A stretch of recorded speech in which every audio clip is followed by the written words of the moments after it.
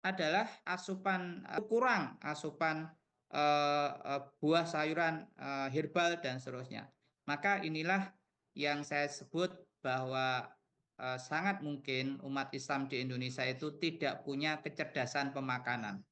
Sedangkan Rasulullah SAW itu punya superfood Nabi, artinya makan makanan yang sehat, yang sangat disukai oleh Nabi.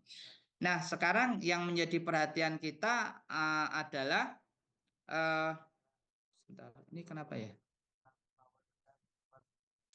Adalah bagaimana kemudian kita mengetahui bahwa dampak terhadap kurangnya sayuran ya yang menurut standar itu harian per kapita itu tidak boleh kurang dari 400 gram per hari. Berarti itu sekitar 4 ons ya.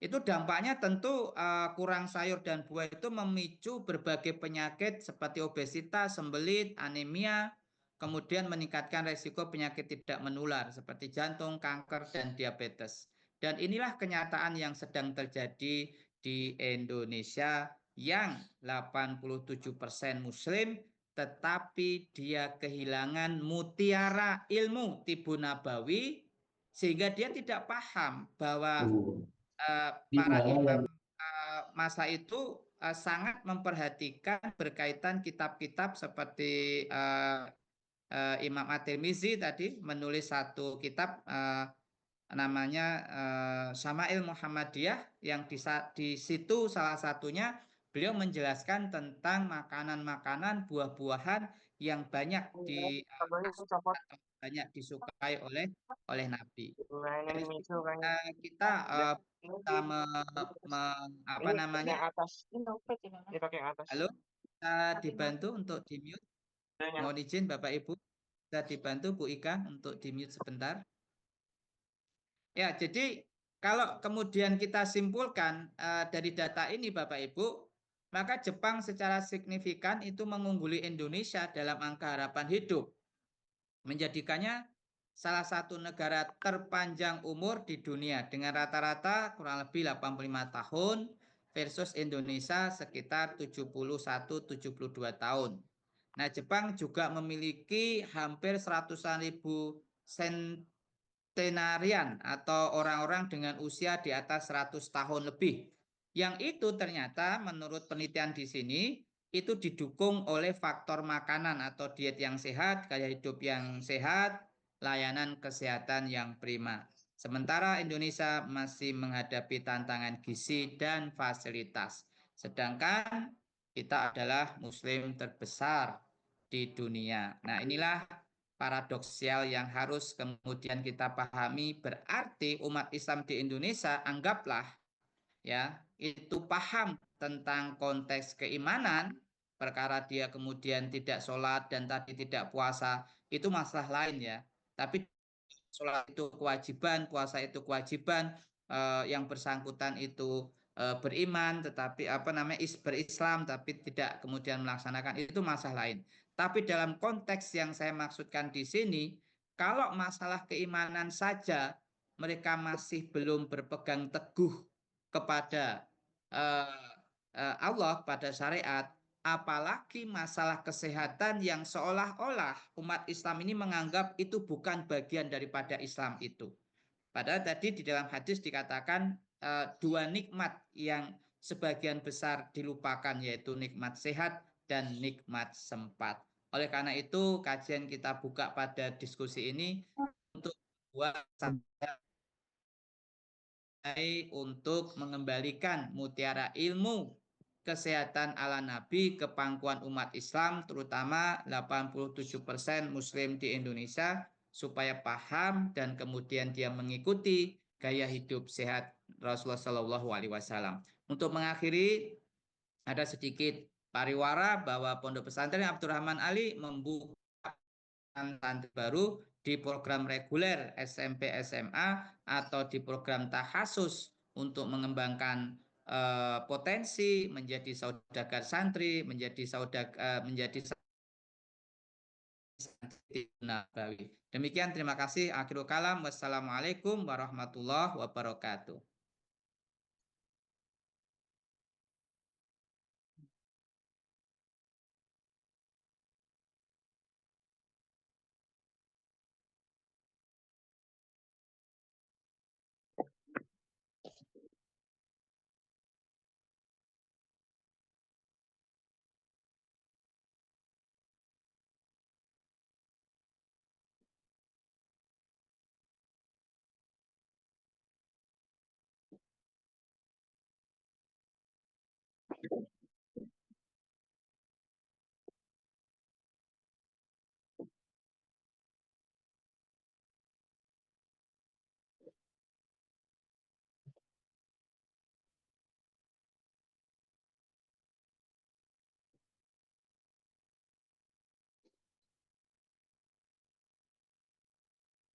Ya, silakan mungkin ada yang didiskusikan Bapak Ibu.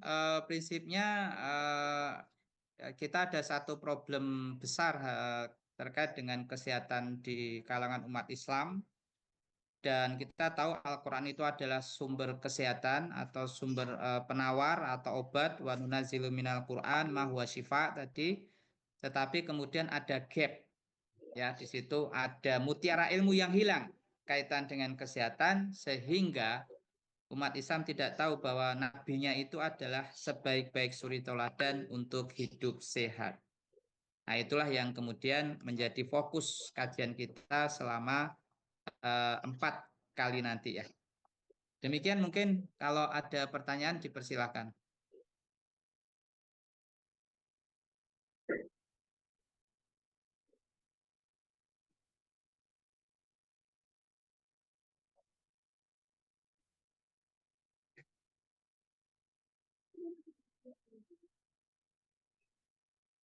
Ya, sebetulnya istilahnya nanti kajiannya itu akan kita saintifikasikan begini. Kalau buah dan sayur, ya, buah-buahan dan sayuran itu dikonsumsi secara terpisah dengan makanan, ya, maka sangat diharapkan terjadi penyerapan secara optimal pada kandungan nutrisi yang ada di buah ataupun sayuran tersebut. Sebaliknya, di sisi yang lain, kandungan protein yang ada di daging itu juga bisa terganggu penyerapannya ketika si protein ini bertemu dengan kandungan dari buah yang mengandung namanya tanin. Tanin itu zat penyamak istilahnya. Penyamak itu biasanya membuat protein itu menjadi makromolekul yang lebih besar. Nah, itu menyebabkan sangat sulit untuk diserap oleh tubuh kita. Nah, itu konteks ilmunya, dan itu ada di dalam pembahasan di dalam surat Al-Waqiah itu untuk mendahulukan buah-buahan atas daging gitu. Itu akan kita bahas secara lebih detail nanti di dalam Tibul Wiqoi berkaitan dengan masalah kaidah-kaidah pola makan Nabi seperti itu. Nama apa penjelasan saya, ya.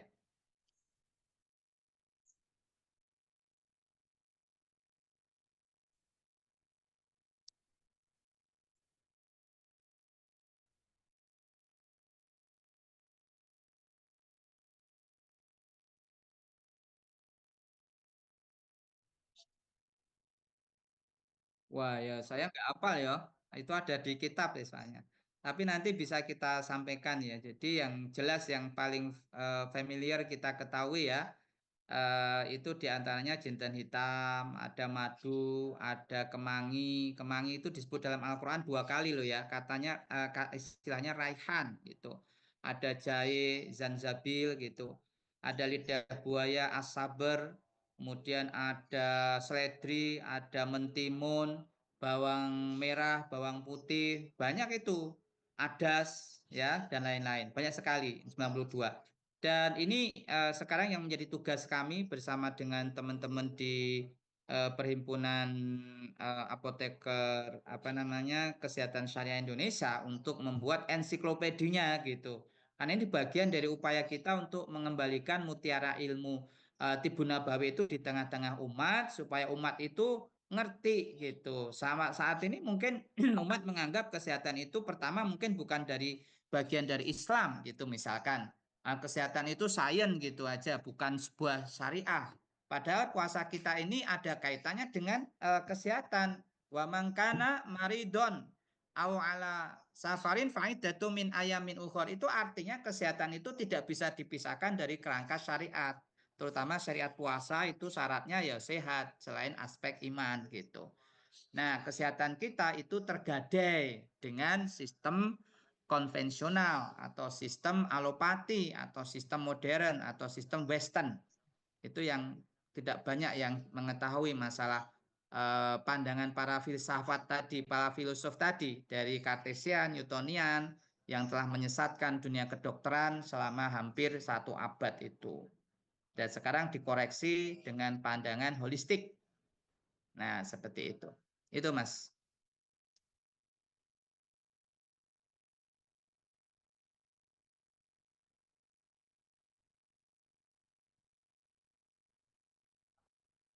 Terima kasih Mas Andri Rajab. Assalamualaikum warahmatullahi wabarakatuh. Izin mungkin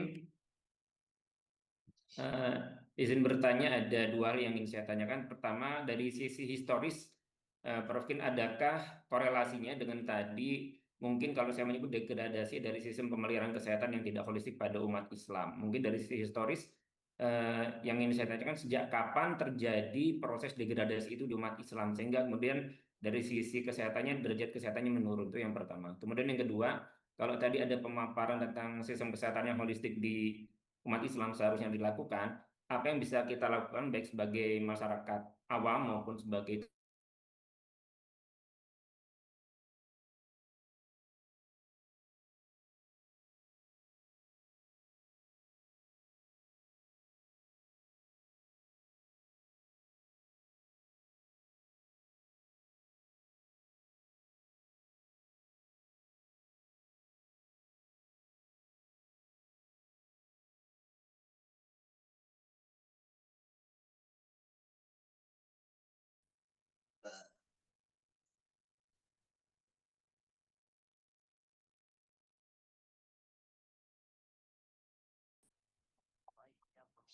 Ini kenapa mati-mati ya, Mas?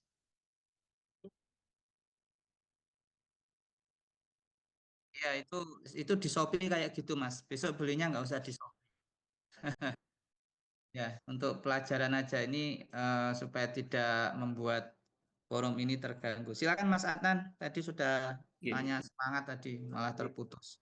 Mohon izin Prof, tadi yang pertama itu, yang kedua terkait dengan tadi sistem kesehatan yang holistik, yang ingin saya tanyakan, apa yang upaya yang bisa kita lakukan kesehatan dan tenaga medis, maka mensosialisasikan sistem atau masyarakat, atau ada mungkin konsepsi dari Prof Kin atau yang lain blueprint untuk bagaimana tata laksana yang holistik itu sehingga bisa kita sosialisasikan dengan masif pada masyarakat. Ya kan Prof Kin? Ya, Jazakallahu khairan. Assalamualaikum warahmatullahi wabarakatuh. Waalaikumsalam warahmatullahi. Jadi begini, tahapannya yang jelas, kita harus mendekati pusat-pusat informasi masyarakat. Itu ada di masjid-masjid, ada di majelis-majelis taklim. Nah, saya mencoba melakukan mitigasi di Jogja terutama. Itu memang masjid-masjid itu masih didominasi kajian-kajian yang ya mungkin sifatnya fikih misalkan fikih-fikih praktis, sholat dan seterusnya. Tapi tidak menyentuh kemudian pada akar masalah bahwa Indonesia ini derajat kesehatan masyarakat terutama umat Islam itu masih rendah gitu. Masih banyak penyakit katastropik dan seterusnya. Maka kami bersama teman-teman yang di Paksi dan juga di LAKKMU itu ingin memberikan sumbangsih berupa sebuah panduan namanya ensiklopedi gitu ya. Panduan tentang bagaimana kesehatan ala Nabi gitulah, terutama yang berkaitan dengan pemanfaatan herbal herbal Nabi gitu ya, dimanfaatkan untuk upaya-upaya kesehatan secara praktis di setiap keluarga Muslim gitu. Itu yang jelas bisa kita lakukan gitu. Adapun dalam kebijakan nasionalnya, ya MUI sedang mendorong adanya konsep kesehatan syariah. Setelah sebelumnya itu adalah produk halal, kemudian ekonomi Islam. Nah, sekarang sedang mengembangkan yang tadi yang apa kesehatan syariah. Nah, kalau ini nanti sudah menjadi suatu undang-undang, nah kita berharap masalah-masalah kesehatan seperti yang tadi saya paparkan itu bisa mulai dikendalikan lewat kesadaran keimanan bahwa sehat adalah nikmat terbesar kedua setelah iman dan sebagian besar manusia itu melupakan dua nikmat yaitu sehat dan sempat. Maka mulai kajian itu kita intensifkan gitu. Itu tahapannya seperti itu. Jadi mau nggak mau kita harus mengedukasi terus. Nah, yang saya lakukan itu di majelis-majelis taklim gitu.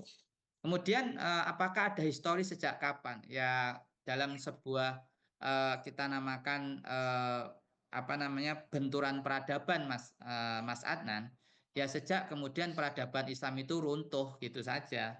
Sejak peradaban Islam runtuh, hegemoni peradaban kapitalis itu menguasai seluruh sendi-sendi kehidupan, termasuk dalam konteks prinsip-prinsip kedokterannya. Jadi kita untuk mendapatkan konsep kedokteran seperti Ibnu Sina, seperti Ibnu Al-Baitar itu sudah tidak ada lagi. Karena konsep akidahnya sudah dilepaskan. Makanya yang menjadi rujukan adalah pandangan filosof-filosof Kartesius dan juga Newton tadi. Seperti itu, Mas Adnan. Ada lagi, Mas Rojab, sebelum keburu mati lagi? Takutnya mati lagi. Ini ada Mbak Esther. Assalamualaikum warahmatullahi wabarakatuh. Terima kasih atas kesempatan yang telah diberikan. Mohon izin Mbak Kin mau bertanya, kalau saya pernah dengar gitu kan, kalau kita ada atau sekitar kita ada yang sakit gitu kan, maka herbal yang paling baik itu adalah herbal yang ada di sekitar kita gitu.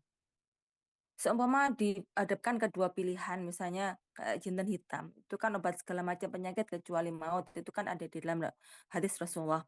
Nah, dan ketika misalnya pengen meningkatkan nafsu makan gitu ya, misalnya di sisi kita kan ada kunyit, tapi kemudian di jinten hitam juga mungkin ada faktor itu, meningkatkan nafsu makan, meningkatkan daya tahan tubuh. Lah, yang manakah yang harus utamakan untuk kita pilih? Apakah yang tanaman di sekitar kita ataukah dari Tibun Nabawi ini? Misalnya jika keduanya itu ada di rumah kita. Jadi saya ulang lagi, prioritas mana yang harus kita gunakan gitu, dengan herbal lokal ataukah herbal Tibun Nabawi ketika kedua herbal itu ada di rumah kita, mengingat ada yang bilang bahwa yang terbagus adalah makan yang ada di sekitar kita gitu. Terima kasih. Terima kasih Mbak Esther. Jadi gini, Mbak. Eh, Berkaitan dengan herbal Tibun Nabawi, sebetulnya lebih kepada bagaimana membangun konsep yang datanya dari Nabi. Jadi kata mahabbatur Rasul itu harus menjadi bagian paradigma setiap Muslim. Apa-apa itu ya, apapun segalanya dari datanya dari Nabi itu harus kita ambil. Nah, masalahnya apakah herbal-herbal yang disebut itu bersumber dari hadis-hadis yang sahih atau tidak? Nah, itulah yang kemudian dirujuk kepada tahrijnya. Kayak jinten hitam itu tahrijnya itu sahih dalam Bukhari, dia ada 4 jalur bahkan. Itu nanti kita bahas di Tibul Wiqai itu tentang Tibul Ilaji, Tibul Ilaji tentang herbal-herbal Nabawi itu nanti ada tahrijnya, ini dari jalur siapa gitu. Yang jinten hitam tadi itu sumbernya itu ada 4 dari Aisyah, diantaranya itu ada Abu Hurairah dan seterusnya nanti. Kita akan bahas itu. Jadi kalau demikian kemudian pilihannya kita pakai yang mana? Kalau dalam konteks mahabbatur Rasul, maka ya apa-apa yang datanya dari Rasul itu ambillah. Seperti Anas tadi melihat ketika Rasul mencari-cari apa itu yaktin atau labu kuning ya. Kemudian timbul keinginan yang sama karena mencintai apa yang dicintai Nabi gitu loh. Nah, itulah yang menyebabkan itu berpahalanya itu karena kecintaannya, bukan karena makan yaktinnya. Kalau makan yaktinnya itu karena biasa tidak ada tumbuh rasa mahabbatur Rasul ya biasa saja. Tapi ketika ada keinginan untuk mencintai apa-apa yang datangnya dari Rasul itu sebagai kecintaan, maka itu menjadi bagian dari kesunahan atau pahala itu. Kalau saya seperti itu. Lalu yang pertama tadi berkaitan dengan apa tadi? Yang pertama tadi apa Mbak Esther tadi lupa saya malah. Herbal lokal. Herbal lokal. Jadi gini, itu nanti ada di dalam surat Asy-Syu'ara ayat 7. Awalam yara ilal ardi kam ambatna fiha min kulli zaujin karim. Jadi semua tanaman yang ada di dunia ini itu telah ditumbuhkan sesuai dengan kondisinya masing-masing. Jadi kebutuhan masing-masing. Artinya gini, kalau suatu tanaman dia punya agroklimat di daerah pegunungan dataran tinggi, tentu dia hanya akan tumbuh optimal di daerah pegunungan tersebut. Nah, bagaimana orang-orang yang datangnya atau yang berdomisili di daerah dataran rendah, tentu harus mengambil dari tanaman yang memang Allah tumbuhkan di kondisi optimalnya gitu, berkaitan dengan masalah agroklimat. Dan bahasan itu di Al-Quran itu disebutkan bahwa setiap bumi di mana tanaman-tanaman itu sesungguhnya itu ada ilmu tentang kesesuaian antara tempat tumbuh dengan si zat aktif yang dihasilkan oleh tanaman tersebut karena dia berada di kondisi yang sesuai. Itu ada kajian yang berkaitan kesesuaian tempat tumbuh dengan kandungan zat aktifnya. Jadi ya misalkan nih Purwoceng kan yang paling bagus Wonosobo. Yang mana kita akan mengambilnya ya kecuali dari Wonosobo. Nah, gitu. Jadi artinya prinsip bahwa mengambil sesuatu yang dekat dengan domisilinya itu juga harus dipahami adanya satu prinsip-prinsip bahwa setiap tanaman itu berada pada lingkungan yang optimalnya. Kalau dia dipaksa di lingkungan yang tidak optimal, mungkin saja dia tumbuh tetapi tidak menghasilkan zat aktif yang secara optimal. Seperti itu Mbak Esther. Itu mungkin Mbak Esther bisa. Jadi intinya karena berbekal kecintaan kita kepada Rasul, jadi ketika kita disajikan pilihan herbal lokal atau Tibun Nabawi, berarti yang kita prioritaskan adalah herbal Tibun Nabawi ya, Pak Kim? Ya ada beberapa herbal Tibun Nabawi yang lokal juga kan, kayak jahe kan herbal Tibun Nabawi. Al-Insan surat Al-Insan ayat 17. Itu kan juga masuk dalam kategori dia disebut di dalam Quran. Tetapi kan jahe kita bisa dapatkan di lingkungan kita. Termasuk jinten hitam itu bisa tumbuh di Indonesia, Mbak. Tapi kalau dibandingkan jinten hitam yang tumbuh di Yaman, itu lebih bagus yang di Yaman gitu. Nah, itu yang saya maksudkan faktor agroklimat seperti itu. Itu nggih. Oke, makasih Pak Kim. Ya. Ada lagi Mas Rojak berburu supaya tidak putus lagi.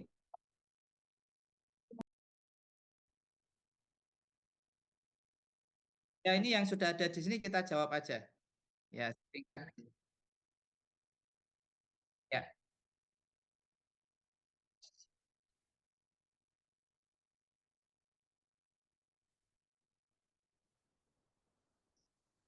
Yang pertama adalah Syama'il Muhammadiyah, sudah diterjemahkan karya Imam At-Tirmizi. Kitab itu berisi tentang 3 perkara penting, bab penting. Yang pertama tentang fisik Rasul. Jadi fisik Rasul itu digambarkan di situ oleh Imam At-Tirmizi, bagaimana rambutnya, bagaimana bentuk wajah dan seluruhnya itu. Kemudian yang kedua tentang budi pekertinya Rasul itu digambarkan secara jelas di dalam kitab itu. Dan yang ketiga habitual, kebiasaan-kebiasaan Nabi termasuk dalam hal pemilihan makanan, buah, sayur itu semuanya dijelaskan dalam tiga bab dalam kitab Syama'il Muhammadiyah. Dan itu sudah diterjemahkan. Yang kedua Zadul Ma'ad itu juga rujukan kitab. Nah, yang berikutnya saya minta anak saya yang Mas Fahmi Fahri yang ada di Mesir itu untuk mencari rujukan dari ulama-ulama salafus soleh ya, termasuk diantaranya adalah kitab Arbaun An-Nabatiyah itu. Kitab yang bicara tentang hadis-hadis Nabi yang berkaitan dengan tanaman-tanaman gitu. Tapi yang ada di Indonesia yang 2 tadi sudah diterjemahkan, yang Zadul Ma'ad dengan yang Syama'il Muhammadiyah.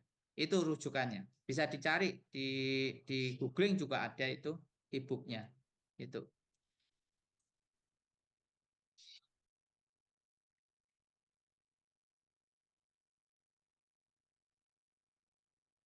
Oke, ini pertanyaan mendahului, tapi nanti akan kita bahas dalam kaidah pola makan Nabi gitu ya. Tapi secara prinsip tadi sudah saya sampaikan, makanan saat ini sumber penyakit itu justru dari perut gitu. Itu Nabi yang mengatakan. Artinya bagaimana membangun konsep kesehatan holistik itu harus berbasis pada menyehatkan sistem pencernaan. Intinya begitu. Berarti makan itu ya ora sembarangan makan, tapi memilah makanan-makanan yang itu dibutuhkan untuk kesehatan saluran pencernaan kita. Nanti supaya kita kepoin ya, supaya ikut di sesi Tibul Wikoi minggu depan. Gitu. Kita bahas itu. Lanjut.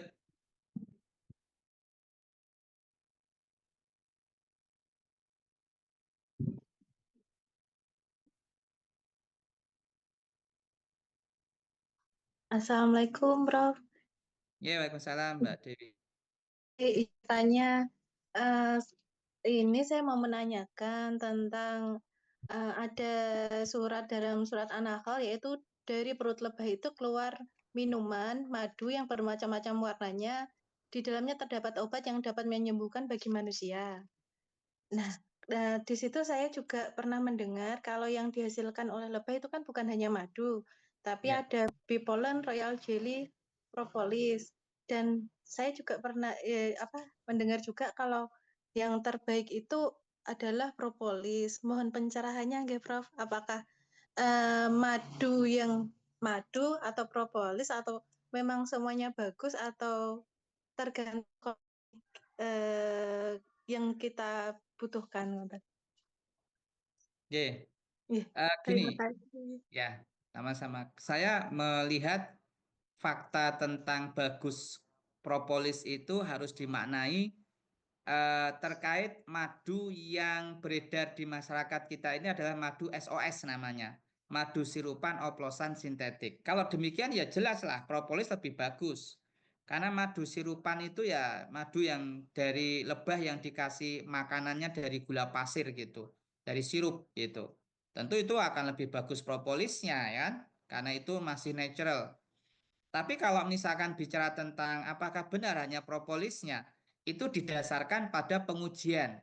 Dan dasar pengujian yang paling mudah itu membandingkan kemampuan antioksidannya antara berbagai produk olahan madu tadi. Ada royal jelly, ada bee pollen, ada madunya itu sendiri, kemudian ada propolisnya, mungkin juga ada sengat lebahnya itu. Itu semuanya harus dibuktikan dengan dasar ilmiah atau saintifik, yaitu mana di antara itu yang antioksidannya paling tinggi. Antioksidan paling tinggi didasarkan pada IC50 kurang dari 20 ppm 4 per million. Nah, nanti baru ketemu itu. Jadi kalau itu tadi propolis lebih bagus, saya membuat asumsi bahwa itu dibandingkan terhadap madu SOS, madu yang saat ini beredar di masyarakat itu luar biasa ya, tapi itu dari jenis sirupan, oplosan, dan sintetik. Maka kalau demikian ya propolis itu lebih baik. Tapi kalau madu sama-sama asli, madu apalagi madu dari hutan misalkan ya, madu liar gitu, maka itu tetap harus dibuktikan Mbak Dewi dengan pengujian didasarkan untuk screening awal adalah antioksidannya kurang dari 20 ppm. Kalau ada yang kurang dari 20 ppm, maka dia adalah kandidat untuk penyembuhan segala penyakit gitu. Karena dia adalah sangat kuat antioksidannya. Seperti itu ya. Terima kasih, Prof. Oke, sama-sama. Masih ada ini Mas terakhir mungkin? Sudah ya? Ya,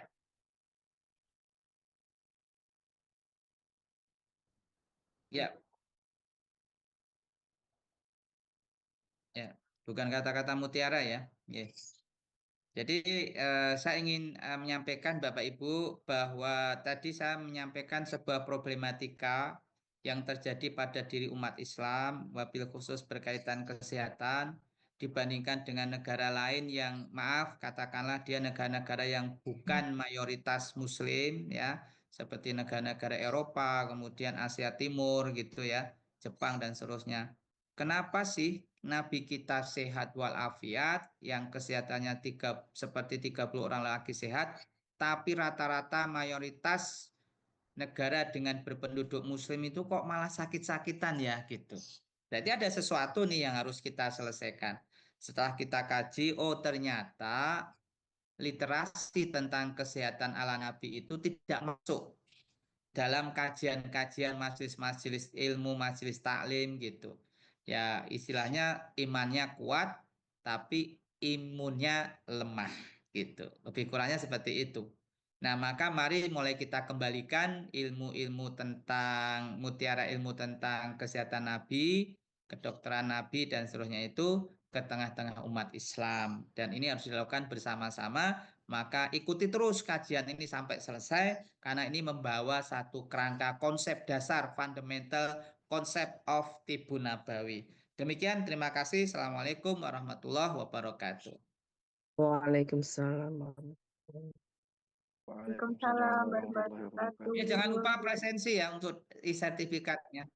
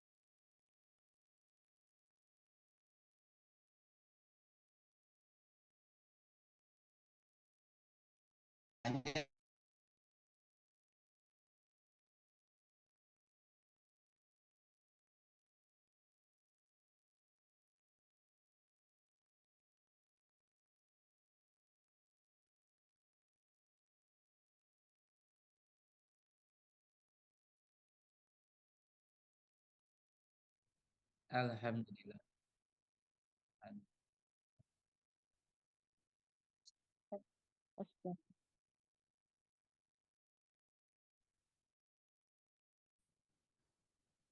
Waalaikumsalam. Makasih Bapak Ibu, Waalaikumsalam sampai ketemu warahmatullahi depan. wabarakatuh. Terima kasih Prof. Kin. Terima Mas kasih Rizal. Prof. Kin. Ini.